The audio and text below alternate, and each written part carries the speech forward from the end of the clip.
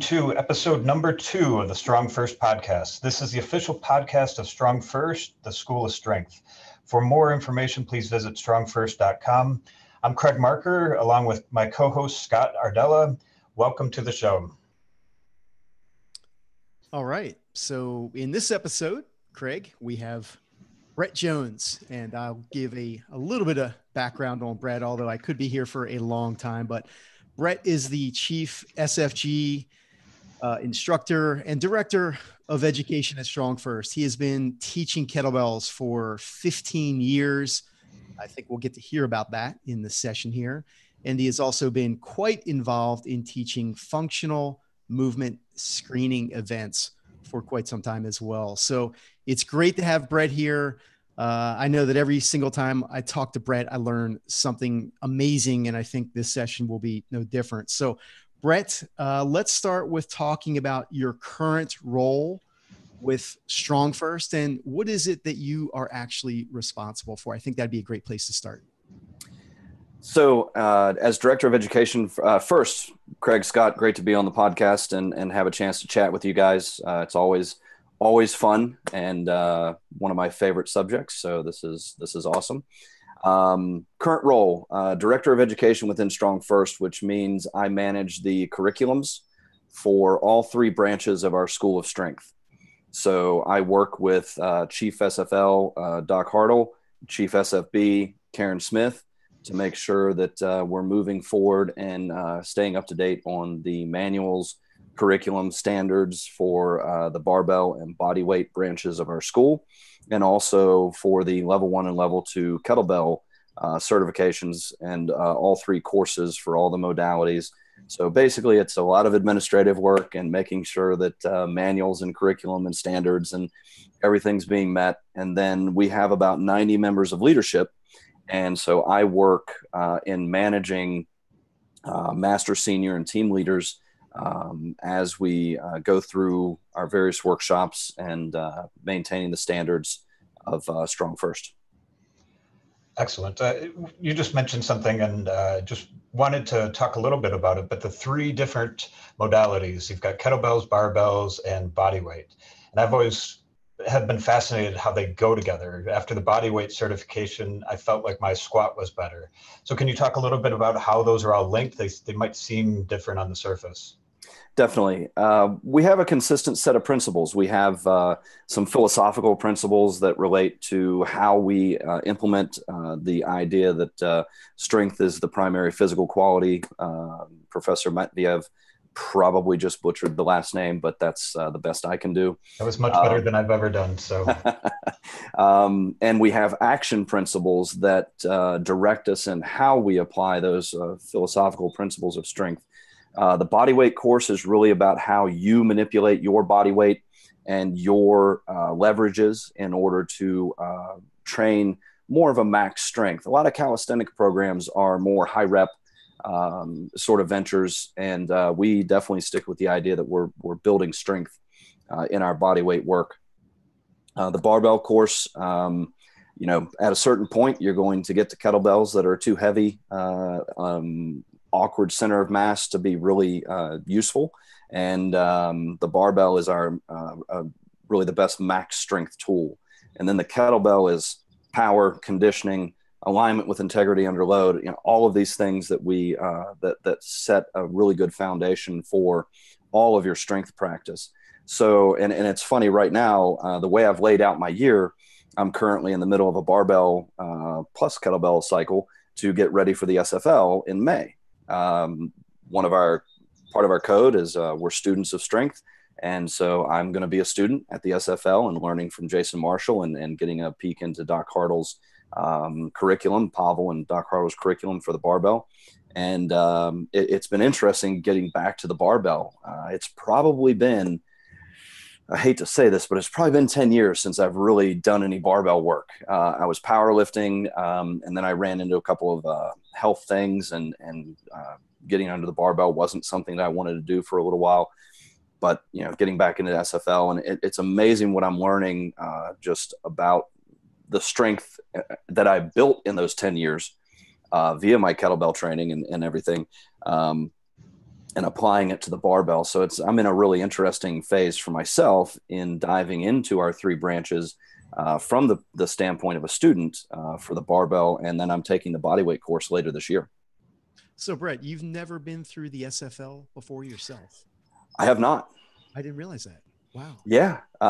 So obviously I've used a barbell and done a few things with it, but part of the curse of the busy quote expert is that, my personal time for continuing ed and things of that nature has been limited, and definitely committed this year to diving in fully. I mean, I'm very familiar with the curriculum, the principles, the form, the technique, all of that stuff. I feel comfortable with, but I'm really looking forward to being a student, diving into the SFL and having that 3-day experience. Fantastic. So Brett, when Craig and I did the first session, we each spoke about what StrongFirst has meant to us, kind of our story and really the impact of what the principles we learned from Pavel, what that has meant to us. What has it meant to you personally? You've been involved in the system, in Pavel's teachings for a long time. What has it meant to you? That's a big topic for me. Late 2001, I got Pavel's book, Power to the People. At that time, I was a one set to failure hit Jedi, and had recently made a shift into being more the functional training guy. And then I get Pavel's book, and I start practicing deadlifts and presses in a very, very minimalist program, and kind of embracing some of these philosophies and ideas. And then I started, getting information about his new kettlebell workshops. And I got my first kettlebell on Christmas 2001, and had my initial workshop experience with Pavel in February of 2002. And just watershed moments for me professionally that led me in a variety of directions. And when I was invited to be at that time what was called a senior instructor with Pavel in April of 2003, I really made a decision at that point to change my career in the direction of teaching, traveling, teaching, education of other trainers and general public in these methods. And so, I mean, to say that I can't imagine my life professionally without StrongFirst and without Pavel is not an understatement. It has been the basis of what I've done together with Gray and FMS. I mean, I've been incredibly fortunate to be involved in two really powerful programs and to move forward. I mean, what has it meant to me personally? I mean, not only have I developed some of my best friends within this community, but it has been my profession, my avocation for 15 years. Yeah. Awesome. And you mentioned Gray. We're trying to get Gray on in a future episode. Can you say a little bit about how you use FMS and how it goes along with StrongFirst principles? Absolutely. So the principle number one within FMS is move well, move often. And what move well means is move well enough to be able to adapt to the stresses you're going to be placed under. It's not about moving perfect or anything like that. And I'm going to go back and forth here. So way back in time, 15 years ago, when I first started teaching with Pavel, we started realizing that people were coming in and lacked overhead mobility. Well, how many kettlebell lifts are overhead? Most of them. People couldn't squat. Lack of a deep squat was certainly epidemic at that time with people that were coming in. So we spent a lot of time getting people to open up their hips, open up their shoulders, they didn't move well enough to be able to adapt to the stresses that we were going to be placing under them. So having that movement baseline, being able to identify those things that might be in the way of your progress that you're not even aware of, because your body rarely asks permission. It'll just go, option A is not available, option B. And then the problems usually start from there. So what the FMS does for me is allows me to set that movement baseline and know with a reasonable certainty that the person I'm working with is going to be able to move well enough to be able to adapt to the stress that we're going to place under them. And, Pavel gets confused at the fact that people are not spending 30 minutes, 3 days a week in a dedicated stretching program, that they're not waking up every day and doing 15, 20 minutes of a mobility program. These things are confusing. And I know for myself, some of those are very challenging to get in on a regular basis. And so definitely the base of what Pavel's been teaching for time immemorial, in teaching his workshops here in the States, is definitely been based on the idea that there's a ton of movement quality and a really well-rounded thing in place there. Brett, have you found, since you're talking about movement and mobility, have you found that the fundamental kettlebell exercises, without doing additional correctives, will improve movement and mobility? Yeah, it's funny. There's been various instructors over time that in the course of running group classes have pre-screened and then post-screened over like an 8 to 12 week time frame. And they do see improvements in a well-structured kettlebell program has resulted in the improvements. And these aren't official university studies. These are just people collecting data on their people over time. But they have certainly seen an improvement in movement. Now, that's a well-structured program. You can't, I like to joke, you can't out FMS bad programming. And, if you overload yourself, if you're doing too much, if you're, if you're just not on a great program, it doesn't matter what tool or implement or whatever you're using, it's probably going to end up having a not so great result for you. Got it.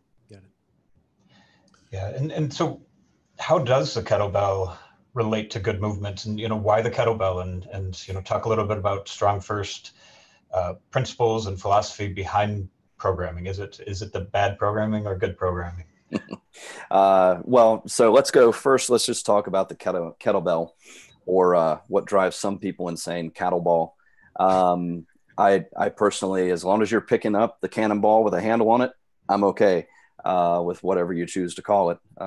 So the kettlebell, thick handle, offset center of gravity, really for moves like get-ups and presses and even swings and snatches, that offset center of mass literally kind of guides you into better positions. It can help you with achieving that great overhead position just due to that offset center of mass. When you're swinging and snatching, that offset center of mass results in a higher, I'm going to say a higher load without a higher weight, because of that it's more alive in your hands. And, we have some force plate data where people are producing 3 times or so body weight eccentric load at the bottom of a 24 kilo 2-arm swing. Well, so one of those people is you. I would be one of those people. Yep. I was forced onto a force plate, but so the implement itself has benefits, just in that offset center of mass, thick handle, grip strength, things of that nature. The way we use it, one of our when we do a safety talk, we look at safety as part of proper performance. We don't hope to be safe in our practice. Part of our practice is safety. We feel that proper execution of the lifts is part of being safe. And so we build that right from the beginning. And we emphasize high power and strength, which means we kind of don't like fatigue, because fatigue starts to be the enemy of those two things. And how many of the people out there would resonate with the idea that their injury story starts with, and I went for one more rep? So it's kind of, we're pulling back from those things. And then, from a conditioning standpoint, it's kind of funny, or way back when we would do, Pavel and I were talking about this a little while ago. We would do fairly short sets with a heavier weight with plenty of rest. And that resulted in oddly really good conditioning. And now, fast forward X number of years. Pavel's been down the conditioning rabbit hole for over 4 years, developing the strong endurance materials and really taking a deep dive into the science of conditioning. And some amazing stuff has come out of it. And I think we're really, I feel, at the forefront of that. I don't know if I even answered the question. I think you answered some good questions. That was great, man. We were Yep. Since we're talking about, kettlebell training here, I think it's really important. I think that people get confused on different styles of kettlebell training. Sure. And StrongFirst teaches hard style kettlebell training. Can you define that and help people understand why it's important to understand when you say kettlebell training, when you throw that term out there, you have to understand the type, and the principles behind it. And I know that, why I love this style so much. And I think it's a great starting point for everyone. But how do you define it, and how do you help people kind of sort through what exactly is kettlebell training? What do they need to know? So if we kind of break it down, two major styles, there is a competitive sport called GS, Gear Voice Sport. It's an internationally contested sport. They hold competitions in Russia and have for quite some time, and starting to be held in various locations. And there's teams in Iceland and even the US that are actually being very competitive on the international stage. And that sport includes, and it's interesting because I was one of a few people standing on a field outside of a gym in Northern Virginia in early 2003, I think, late 2002, early 2003 at the first kettlebell sport event in the States, way back when. And I'm not saying we knew what we were doing, but we were there and we were competing and we were doing stuff. The sport had recently kind of changed from unlimited time frames, where you could snatch, come down to the rack and rest, and then snatch again. And now they have 10-minute time frames. So the sport itself is, there's a couple different versions. There's the biathlon, which is 10 minutes max repetition snatches and 10 minutes max repetition jerks. And then you have long cycle clean and jerk, where they do, as the name would indicate, long cycle clean and jerk for a 10-minute time frame and max reps. And now there's way more competitions for women and both snatch and jerk. And so the sport is growing. The techniques are meant to optimize the efficiency and max out the reps within that 10-minute time frame. We emphasize more max power and strength. And so GS is awesome. I'm gonna throw that out there.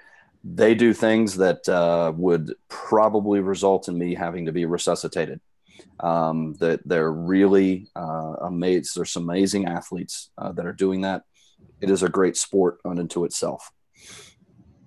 The hard style principles, optimizing power, optimizing strength, really comes out of, and the term hard style comes out of the martial arts.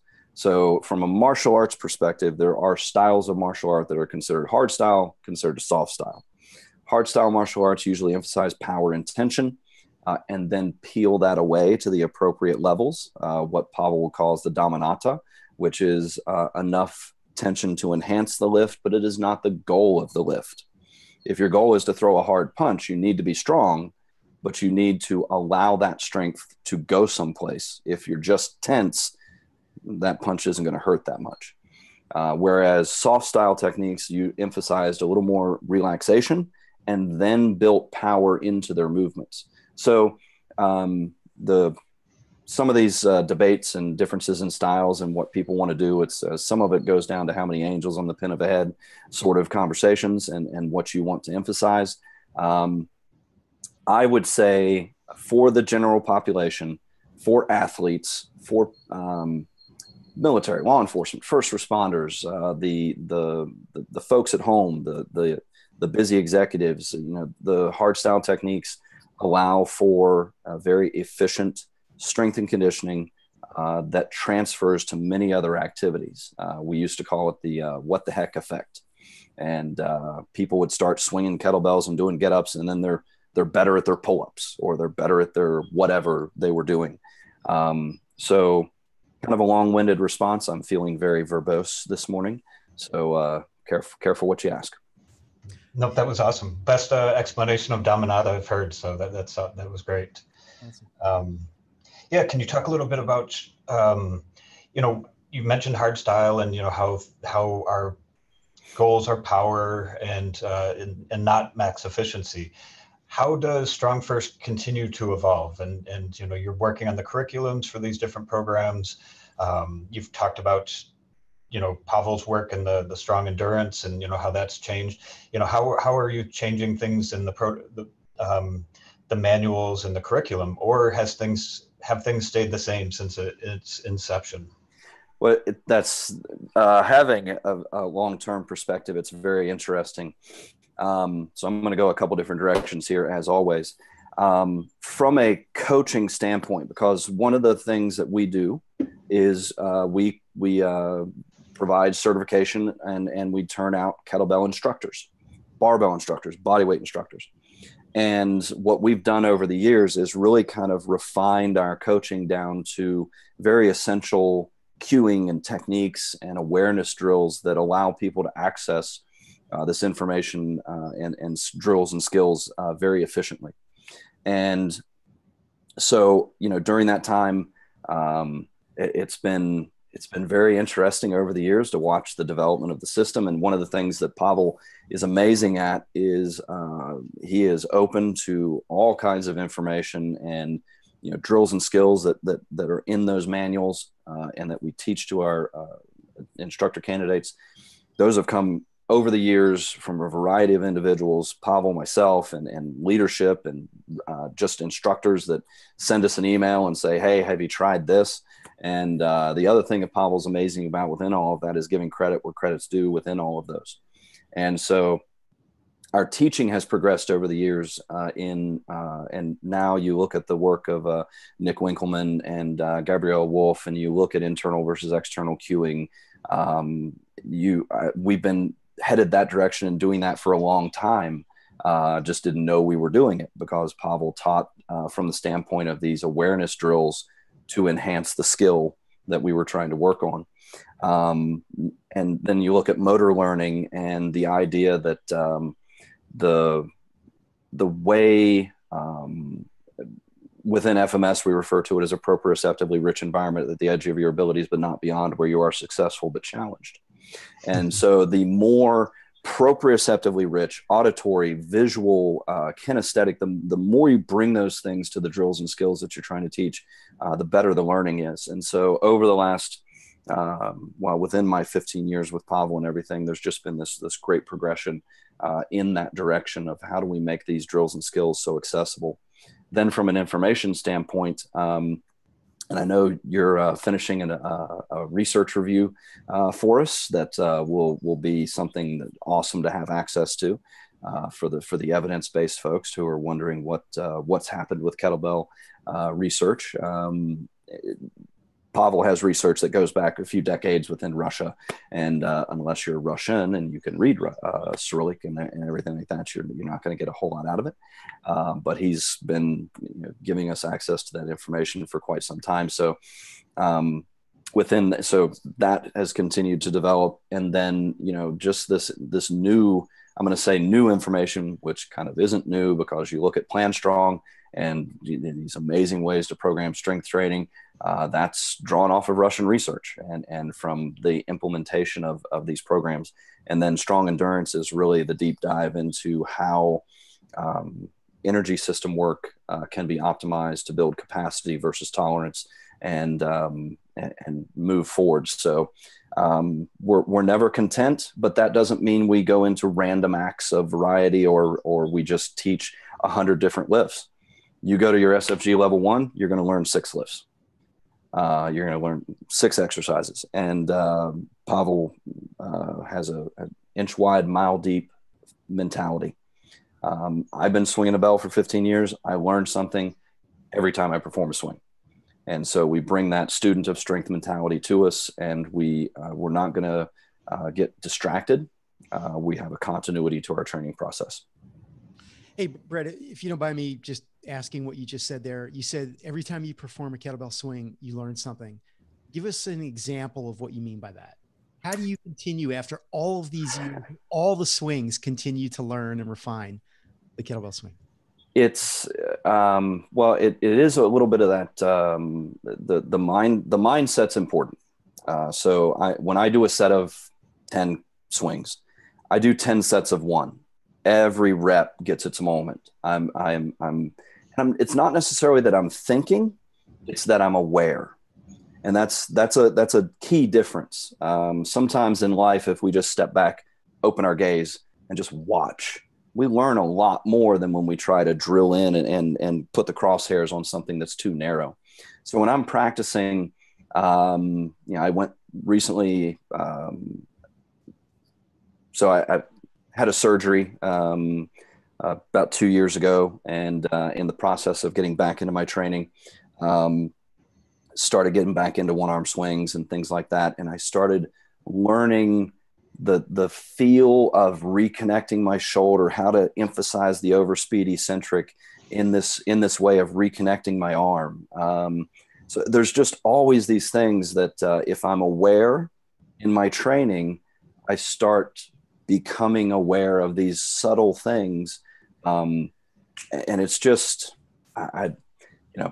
whether it's reconnecting my shoulder through my lat and emphasizing this overspeed eccentric, or delaying my arm on the way up to emphasize the connection so that I get maximum power to the bell, all of these things are occurring. And so it's awareness. Another mentor of mine, Dr. Ed Thomas, was a former head of physical education in Iowa, and is just a physical education, physical culture historian, very, very knowledgeable guy. He always made the reference that he went to the gym to learn. He didn't go to the gym to work out. And we bring that mentality with us. We would rather do a very powerful set of 5 than slog through 15, 20 reps where our awareness has switched to survival and we're just trying to make it through the workout. So. Excellent. Yeah, that's really awesome. I mean, I think of this mindfulness is a really big topic these days, and it's been picked up by psychology and many things, and it's sort of the trendy cure-all thing now. And the way I thought about it was, Pavel talked about this in Power to the People, and get rid of the mirror. Don't go to a gym with mirrors, and get shoes that you can feel the ground in, and each rep, you're feeling. Don't wear gloves in the gym. You need to feel it. And he talked about activating the tricep by feeling it in your palm, and those type of things. So it's, I thought I've been doing a mindfulness activity just following Pavel's teachings and training. So I think that's an awesome point. So what? So if I'm a new person, and in many ways, I like what you said, we're all students of strength. But if I'm a new person, what do you recommend for them to do? There's so many options on the StrongFirst site, books to read from Pavel. There's just, where do I go if I'm a new person? So if I'm, and I'm going to say Jane or Joe Q Public, and I'm just looking to get fit, and I've stumbled across this thing called StrongFirst, and I'm on the site. A little bit of what's your background? If you kind of lean in a bodyweight direction, then I think find an find our bodyweight course, or find an SFB instructor to work with. I started with Power to the People as a book. I got the original Russian Kettlebell Challenge book, and I actually leafed through it and I threw it in a drawer for like 3 months. True story. So I get this book and I'm like, yeah, I can do all that with a dumbbell. Boom, put it in the drawer. But it was there gnawing at me, back of my head sort of thing. And so finally I pulled it back out and I opened this thing, and then I started down my kettlebell journey in earnest. You can enter the School of Strength through any branch you want. My journey in was kettlebell. I was already doing bodyweight work. So, moving into the kettlebell was my entry point. I think the kettlebell entry point is a pretty good entry point just because of the way we teach and emphasize these skills like get-ups and swings, optimizing your hip hinge and your get-up. And your get-up is alignment with integrity under load, with a strong core, stable shoulder, things that a lot of people are looking for within their training. So where are you? Are you deconditioned? Are you a former athlete that's looking to get back into it? Because a lot of former athletes, martial artists, they respond very quickly to the kettlebell because there's some power moves and some things involved that are like, that feels athletic. So where are you and what do you need? And I'm going to say getting started with an instructor can be a really powerful first step. And you can find instructors on the website, and just having an instructor get you through those initial learning steps and getting your form a little bit dialed in, you take this jump and you're way ahead of the game. And so I don't think I did a very good job of answering that question, because I always think of the individual that's in front of me.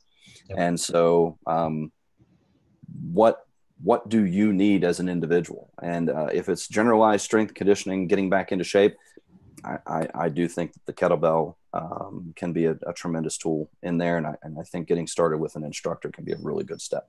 And you mentioned, it depends on the individual. So, could anybody do this and use Grandma Betty, I think is your term, versus, an elite spec op person, is it? 100%. 100%. Because the principles, the tools, the drills, the skills are scaled to the individual in front of us. I've had the honor of working with elite military, law enforcement, first responders, people that are putting their lives on the line and for whom strength and conditioning has a very different purpose in their life. And I've worked with the grandparents and the executives and the high school students who just want to do better at their sports or their weekend activities, or they just want to be healthy and active in their life. And so I've had 70-year-old grandmothers in a class right next to 24-year-old surfers, right next to military personnel, and every walk of life in between in there. So the principles are consistent, but they are adapted to the individual in front of us and their goals. Because if strength is the master quality, which I think it is, then the ability to build that for all people crosses all barriers. That's something that should be accessible to everybody. Brett, what should people expect when they come to a StrongFirst event? And what I'm asking here is, what is the typical feedback after someone goes through a course, a workshop, a certification, and how does that change their perception on strength and movement and kettlebells and the things that we're talking about here? So there's two different conversations there. Within our courses, which we get people entering into the system, maybe they're not involved in the fitness industry. And so we really have two tracks within our branches of our School of Strength. We want to get to the general public. We want everyone to be strong, and in whatever fashion that means to that individual. And building physical strength is a key. It can be a gateway to building other forms of strength. We teach the fitness professionals and strength coaches and people that are going to go and deliver this message to far more people than I could ever reach. And so we want to reach both of those people. So for the people that come in that are more, I'm just going to say general population, they go to a kettlebell course and things like that. I think they find instructors that care. They find instructors that are delivering our philosophy, our message, our principles in a consistent way that is adapted to the individual and allows them to progress in their practice. And we get some great feedback on those courses. Within our certifications, there is a well-known post SFG lull or low point that sets in, because the certification, I'm going to say, and those that have been through it this will resonate. It can be transformative. It is an incredibly impactful weekend. We especially in the level 1 SFG, we push people physically. It is a physically demanding course certification that has really a rite of passage to it. We are going to, you are learning a tremendous amount as far as the drills and skills and how to coach and how to use these things. But we're looking at you as both an instructor and as a student the entire time. How are you working with the person you're partnered with? Are you spotting the right flaw? And are you giving the right drill? Are you being encouraging, showing what we call a strong spirit, and being able to maintain that positivity and be a good partner to the person you're working with and a good coach over the course of the weekend? There's 6 different practice sessions plus a grad workout where we're checking how you apply our principles and techniques, and we're looking at your judgment. And so we push you over the course of a level 1 workshop. Level 2 workshop, a little bit of physical push, a little more mental push. We're looking to see better coaching, better application of our techniques.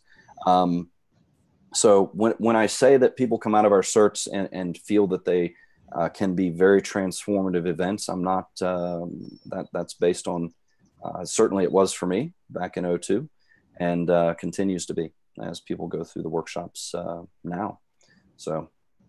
Yeah, I think from my perspective, that word you use, transformative, would definitely be the thing that I associate, the learnings, the certifications for sure. And even the workshops, the entry level learnings and experiences, because that can really transform the general population. Again, I talked about this in the first podcast. I was looking at Pavel's book and thought I knew kettlebells, and I took a workshop and realized I didn't know what I was doing. And so it immediately transformed how I myself was training. So really just amazing experiences. And then what you also said about getting together and working with a certified instructor, that's one of the best investments you can make, for sure. Definitely. And that's one of the things. I've put out multiple DVDs over the years. Pavel has. Variety of people have put out information in a variety of formats, whether it's their website, their blog, the YouTube, the interwebs in general. But nothing replaces the one-on-one or the group training experience where you're getting eyes on you and you're having an experienced person help you with your technique. I feel personally I could put out everything that I know in some sort of written or video format, and I'm still going to get people coming in to have that live experience because it is so different. Excellent. I'm going to go back a little bit. You said something a little bit earlier, and it's just been rolling through my head a bit. But you mentioned, the movement quality and those type of things, and I think I want to bring up the topic of longevity. And, I think about, I also was part of the HIT Jedis and then also the HIIT. So both high reps to failure, or not the high reps, heavy rep to failure, and then also the high intensity interval training. And, I've tried all these different things, but I end up going back to Pavel's methods because I feel healthier and I feel stronger. I may not have that feeling of laying on the floor afterwards and, in my sweat pool and that sort of euphoria, but I feel stronger and ready to go the next day. So, and you talk a little bit about longevity and, is that just me, or is it something that you feel like our system's, building more durable people? Definitely. I think that, of course, I'm going to go a few different directions on this, but I was asked, and I keep saying this, and I'm going to keep saying it until it becomes part of the culture of the world. Somebody asked me on a podcast, what was my favorite recovery strategy? And I think it's very interesting when you look at it from a training and programming standpoint, that we've had to dive down this rabbit hole of recovery strategies when actually proper programming should have you recovering from your training. And that's, so the mindset there, and instead of figuring out how much training you can do and still recover, what's the least amount of work you need to do to make progress? That mindset shift and where we've gone in our programming via Plan Strong and Strong Endurance, really we're looking at, and I think if people looked at training like investing money, they would make some different decisions. If you're putting a ton of money in and you're not getting much out, or even having to spend more because you put too much money, you're having to take a loan because you put too much money into your investment. That's not smart. You wouldn't do that, or you wouldn't do it for long. It wouldn't, from a financial standpoint, you would struggle. You want to put a little in, get a lot out. You want return on investment. And so if you looked at your training from a return on investment standpoint, you would make different decisions. You would look for consistency over time. You would look for training that you recover well from, so that you're actually looking forward to your next training session, not figuring out how you're going to survive it. And then those things put together lead to the longevity, the durability. And I think one of the things, because the fitness industry in general went the direction 15, 20 years ago. Probably 20 years ago, went really in the direction of this high intensity interval training because it was short. So one of the biggest struggles people have in their lives is, I don't have time to train. And believe me, there's days where I squirrel away a half hour to get my training in. And I'm not back to high intensity interval training, but I'm following our principles and our programming, getting great results, feeling great. And I know I can get my work in that time frame. But when high intensity interval training, which has been around for millennia, I mean, it's nothing new. It's just got popular again.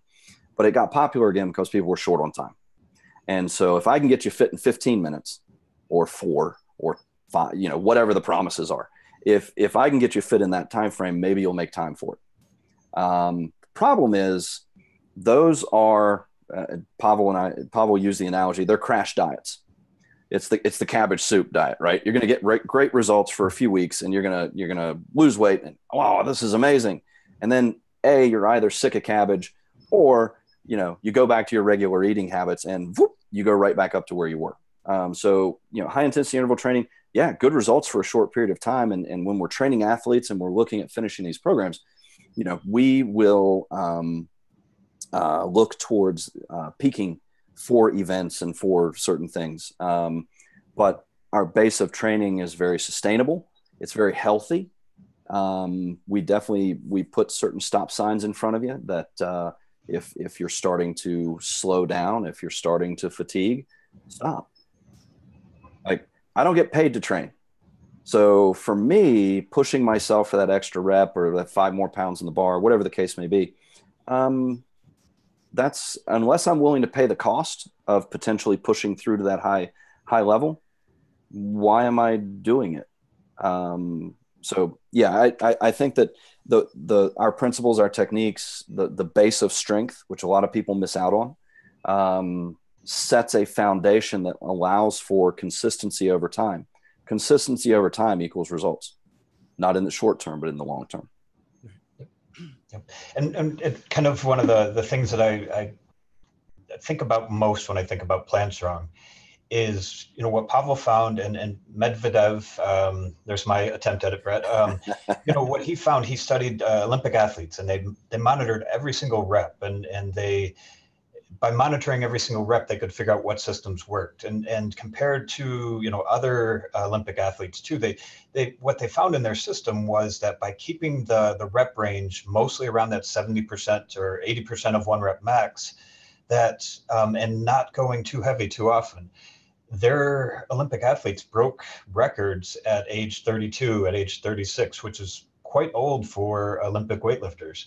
And, these athletes were, in, multiple Olympics, 4 different Olympics. And so their athletes were the most durable. Other countries did well, but their athletes tended to, burn out or get injured, by doing high intensity, heavy reps over time. And that was the bulk of their training, and they didn't last until their 30s. So, that's, one of the things that, Pavel talked about, and, it really fits for me that, like you said, if we do a lot more reps, if we're consistent over the course of a year and not getting injured, that's what's most important. Building success versus identifying those that will be successful. A lot of training routines that simply, you put 100 people in the room and you put this program on them, and the 5 that can survive it, they're probably going to be Olympic champions. They just have the neurological system and the physical capabilities to adapt to this really high volume, high intensity form of training, versus building success over time. And so having a little bit of a workman's attitude, and approaching your training with a different mindset really brings us different results, and it's long-term results. It's not short-term. You guys we've talked a little bit about Plan Strong and Strong Endurance. These are fairly newer things that are offered through StrongFirst. I wonder if you could do a little bit of an overview on each of these and who should consider attending each of these courses, and really what is the outcome? What do you walk away when you take Plan Strong? What do you walk away with? And also the same for Strong Endurance. So, and Craig can probably do a better job with some of this than I can, but the Plan Strong, it's a graduate course in programming. It is understanding how to implement what can be a high volume. Let me start over. In traditional programming, intensity and volume have this inverse but coupled relationship. As intensity goes up, volume goes down. As volume goes up, intensity goes down. And so we think of intensity, volume as being coupled. And so what Plan Strong teaches us, and what the deep dive down some of these old routines teaches us, is that those two things do not have to be coupled. You can have a high intensity and a high volume day. You can have a low intensity, low volume day, and every variation in between. Those two things do not have to be coupled. That opens up worlds of programming options and really gives us the ability to build strength in a very sustainable, healthy, and impactful way. I mean, we have people accomplishing some really big PRs as a result of Plan Strong programming.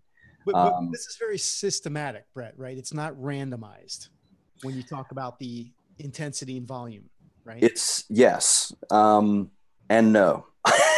Because one of the concepts is there has to be this randomization of this uncoupling of intensity and volume. And so we want to see jagged lines. We don't want to see straight lines. And so the programming, yes, is structured, but it's structured to give us this randomization of intensity and volume that is built towards optimizing the number of lifts and the results. And if I could just, if I can summarize, and you can correct me, but it sounds like you structure your volume, you structure your intensity, but you don't look at those two things together. And that's where that random part comes, because you'll have days that you're doing high intensity and high volume, and some days you're in and out of the gym in 10 minutes almost, or 15 minutes. Yep. Right. And so that's, and to the traditional mindset, the traditional periodization mindset and things like that. I mean, it's a mind blower when you start going through this and doing the actual math and the programming and things like that. There is math involved. Just for anybody looking at Plan Strong, there is math involved. So it's fascinating, and it really, like I said, it explodes your programming options into a variety of things, and the principles transfer into a lot of the other programming. So when we look at Strong Endurance, we're looking at, and the way I think about it is, Strong Endurance is the best information in understanding the cost of training. Back to that investing analogy. What we want to put a little in, get a lot out. We want to build capacity, not tolerance. And a lot of conditioning protocols in general have focused on building tolerance. How can we push your lactic acid threshold? Which lactate's not the problem, it's the acid, and there's all kinds of different things involved there. But the programming is really built on this. It's built on health, because as I've joked for years, the only place fitness comes before health is in the dictionary. And so we're definitely focused on health, but we're focused on building these high power routines that actually build strength, hypertrophy. There's all kinds of things that are available in there. So, I mean, both of them are just tremendous sources of information. And I think that's the thing about that strong endurance. You mentioned what the heck effects. People reply back with results, and it's like, I don't know what happened. My shoulders got wider and my waist got smaller, and it was doing no presses, and so why did my shoulders get wider? And so it sometimes has body composition effects and sometimes hypertrophy. So yeah, it's really interesting. Yeah, it's definitely, I've had more fun training in the last couple of years than I have in a little while, which is always nice. And that's, you want to train for a lifetime. I want to be the stubborn guy where they're having to peel my fingers off the kettlebell late in life and tell me to stop. I don't want to be the person that's forced to stop, years before that. So health and longevity, big key. No doubt. Excellent. So, Brett, I think we're getting close to, we're taking a lot of your time, and I think we could do a whole StrongFirst podcast every week just talking to you, I believe. I just want to kind of end with a few things, and I know Scott's got some final questions too, but what book are you reading now, or what books do you recommend? And I know you're always reading, so. Well, I'm actually getting ready to start a book called The Spinning Magnet, which is about the magnetic field of the Earth and understanding it, and the idea that 800,000 years ago, the poles flipped. Our magnetic poles actually flipped, and what impact that had on the planet at that time, and what could potentially happen to us if that happens again. So I just I saw that, and I was like, wow, that looks. I actually heard it on like NPR or something like that, and I was like, wow, I need to grab that book and take a look at it because that sounds really interesting. One of my favorite author teams is Preston and Child, and they have a series of novels, the Pendergast novels. So reading their latest book and continuing to take in small doses of the Strong Endurance Manual, and continuing to learn and practice off of that. And yeah, that's most important, most impactful right now. Excellent. So I have just a question. This is totally off the cuff here, but I'm just curious, Brett, what would you say is the most valuable kettlebell exercise for Brett Jones today? That's interesting. So my practice is very, it's an inch wide, mile deep. So it's swings and snatches. It's I'm not going to say an exercise, but I'll give you my favorite workout right now is the strength aerobics workout. Clean, press, squat. Sometimes I add a snatch, set it down, shake it off, switch hands, clean, press, squat, set it down, shake it off. I've got about 15 or 20 different versions of that workout, practice session, workout, however you want to refer to it. And that's really, you want to talk about something. So, within my family, so what I grew up with within my family is the idea that if persistence was a superpower, that would be my family's superpower. We are persistent. Some would say stubborn, but stubbornness in its most elevated form is persistence. And I am not easily bored. Results are entertaining. The work that it takes to get those results does not need to be entertaining. So this clean press squat workout where I'll do my favorite variation right now is it takes about 10 seconds to do that. Clean press squat, maybe a snatch, takes about 10 seconds, and then about 30 seconds of rest. That allows me to do that workout with either double 32 kilo bells or a 36 kilo bell unilateral. And I'll do 20 to 30 plus sets. And that's for me, that has a variety of skills involved in it. It's very workman, blue collar sort of training, and results. All right. That's very interesting. That's not the answer I expected, but I think it's great stuff. And Brett, the FCC doesn't monitor podcasts, so we can swear on the podcast, but I'm going to have to bleep out the word workout. So whenever you say the word workout, and what I just said is going to be bleeped out too. So Well, it's funny because Pavel enjoys giving chicken awards. Within our community, chicken is a little bit of an insult, and so I routinely get chicken awards because I float within different communities and different worlds, and sometimes things like clients. There's another word you'll have to bleep out because we don't have clients, we have students, because we are teachers and students of strength. So it's always interesting, and I lot going on up there. Not saying any of it's effective or good, but there's a lot going on up there, and sometimes the wrong thing comes out. So yep. So we say training session, not workouts. Yep, exactly. Got it. Yep. No, I'm not correcting you, Brett. Oh, no. Just telling the audience what we usually say. So absolutely. Yep. No, I need corrections, as my wife will tell me all the time. So excellent. I guess as we wrap up, and Craig, feel free to add a closing question, but I guess my big thing is, as we pull all this together, is, Brett, what do you say? This is a two-part question, by the way, but what are the next steps for someone that is not familiar with the StrongFirst system? They land on the website. What should they do first? And then the other part of that question is, what's the next step for a certified instructor? So you've landed on the website. You're wondering what to do. I mean, I come back to the idea that first, peruse the articles. There's a tremendous amount of information. I'm actually continually amazed that I work with our own instructors who aren't aware that I've written an article. And I'm not saying like I'm putting out, this penultimate source of information and that everybody should read what I write. But, I do put out a good bit of information via the articles and the blogs, and we have people writing tremendous information. So that's going to give you an idea of things that we have going on, and give you a window in.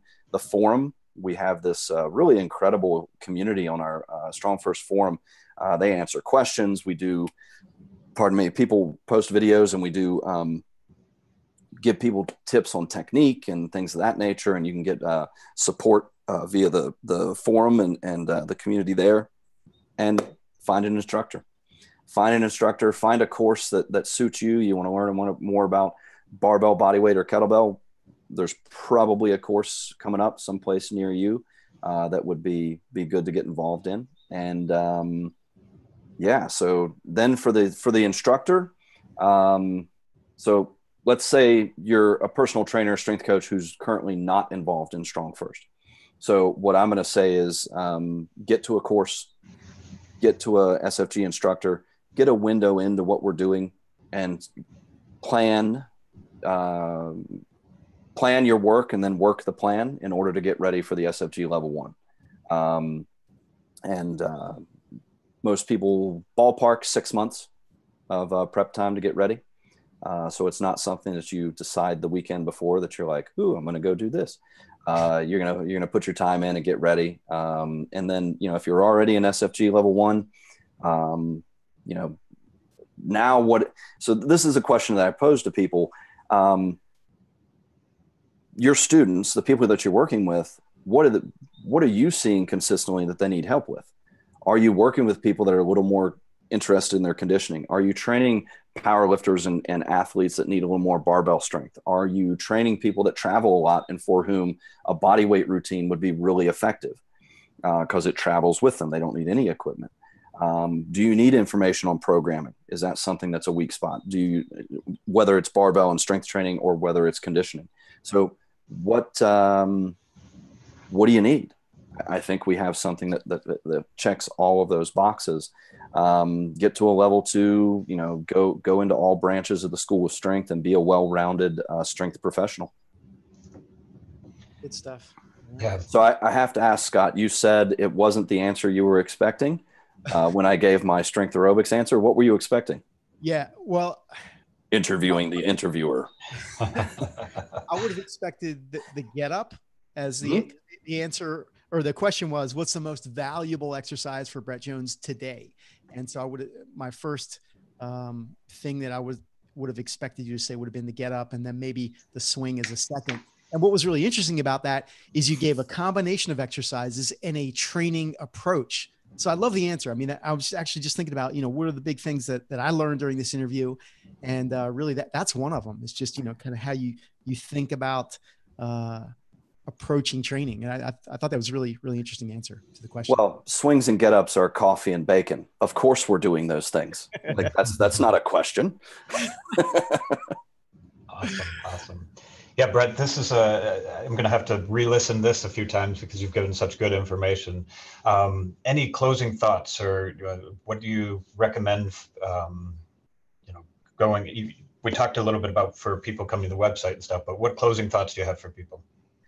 So, our general mission is to pursue, promote, and practice strength, and the idea that strength has a greater purpose.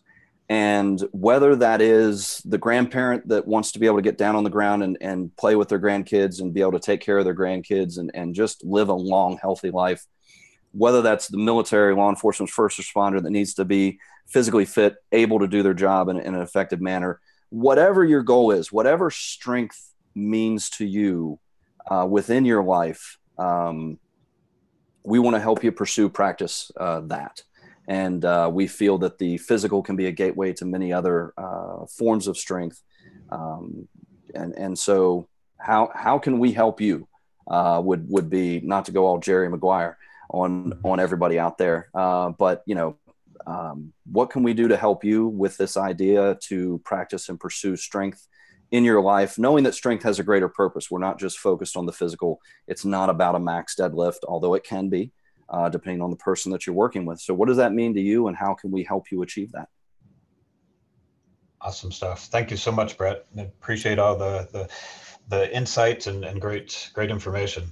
Well, Craig, Scott, great to have a chance to chat with you. And, as we talked about early on, I've only been pursuing and practicing and promoting strength and conditioning and work with Pavel for the last 15 years. So looking forward to the next 15 and continuing to do the work. Excellent. Thank you so much. It's been a lot of Thanks. fun. Thanks, guys. Take care.